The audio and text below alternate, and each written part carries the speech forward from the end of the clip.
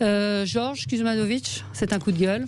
Oui, c'est un coup de gueule, un vrai, et je pense que c'est un des sujets les plus importants. Il passe un peu à l'as. C'est la base nationale des données de santé, en bon français Health Data Hub, qui est en train d'être mise en place sur le dos de tous les Français et qui sera hébergé par Microsoft. Tout ça se fait dans un contexte où le président, soi-disant, souhaitait une souveraineté sur la santé, au moins une souveraineté européenne.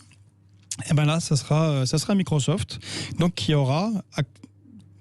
concentrera l'ensemble des données de santé de l'ensemble des Français, donc pas sur le territoire national, pas en Europe, avec un dispositif légal d'un pays souverain, pour le coup les États-Unis, qui ont le Cloud Act, qui leur permet, dans certaines dispositions, d'avoir accès à ces informations quand ils en ont besoin, ou en particulier dans le cadre de guerre commerciale. Mais ce qui est incroyable, c'est que ça s'est fait sans appel d'offres. Et on nous explique que c'est parce qu'il y a le Covid, vite, alors que tout ça est travaillé depuis 2018, depuis 2019. Tout un tas de gens disent qu'il y a un problème, que ça devrait être quand même fait en France, ou au moins en Europe. Mais il n'y a pas que ça. Je vous rappelle ce qui s'est passé avec Madame Najat Vallaud-Belkacem, l'éducation nationale, qui signe un contrat avec Microsoft, sans appel d'offres, en 2016. Et encore plus délirant, lorsque notre président ancien de la République, Monsieur François Hollande, se fait écouter par la NSA. Qu'est-ce qu'il fait la semaine suivante contre l'avis des militaires qui souhaitaient un système Linux? Il fait adopter au ministère de la Défense un système Windows, qui bien évidemment, en termes de sécurité, est tout à fait catastrophique.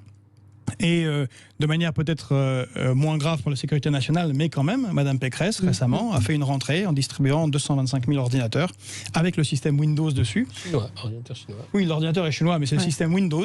Et donc, on a des jeunes qui vont être captifs. L'ordinateur n'est pas terrible, d'ailleurs. Oui, pareil, mais par contre, les logiciels sont captifs, alors qu'au moins encore avant, la région distribuait des systèmes OS Linux aux jeunes. C'était en 2007. Donc la conséquence, c'est quoi ? La conséquence, c'est qu'on a un système hégémonique, Microsoft, qui s'installe partout. Dans les entreprises, ils donnent les licences pendant quelques temps gratuitement. Ça habitue les jeunes à utiliser un seul système d'exploitation. Et on a donc notre souveraineté militaire, la souveraineté de l'éducation nationale, la souveraineté de la santé, qui passe sous pavillon Microsoft et qui est un corrupteur géant. J'aimerais bien savoir comment ça se fait qu'on passe autant dans des domaines aussi stratégiques sans qu'il y ait de débat. Et rappelons que M. Bill Gates finance le monde depuis 5 ans à hauteur de 4 millions de dollars. Ce qui est d'autant plus agaçant dans cette histoire, c'est qu'en plus, Microsoft s'est organisé de manière à ne pas payer d'impôts en France. C'est-à-dire que vous prenez le cas du contrat du ministère de la Défense, qui représente plus de 100 millions d'euros par an. Et en fait, Microsoft en France n'a que des structures dites commerciales. Les structures qui facturent et qui encaissent sont en Irlande. Donc l'argent part en Irlande avec les systèmes de défiscalisation qui vont bien pour après repartir aux États-Unis pour payer le moins possible en France, bien sûr, et surtout en Europe. C'est quand même un grand foutage de gueule. Deux réactions. Stéphane nous dit, vous êtes naïf, tout passe déjà sur Microsoft, ça s'appelle de la virtualisation et les serveurs de base fonctionnent mieux sous ce type de serveur. Et Michael nous dit, Microsoft gère déjà les données des Français, impôts via Windows XP. Donc il y a déjà, c'est déjà là depuis longtemps. Et si vous voulez, on n'est pas obligé d'en rajouter. Non, mais et on peut au contraire aller à l'inverse, faire un système souverain français ou éventuellement européen pour ceux qui ont la souveraineté européenne à la bouche, mais ils ne le font pas. Ouais.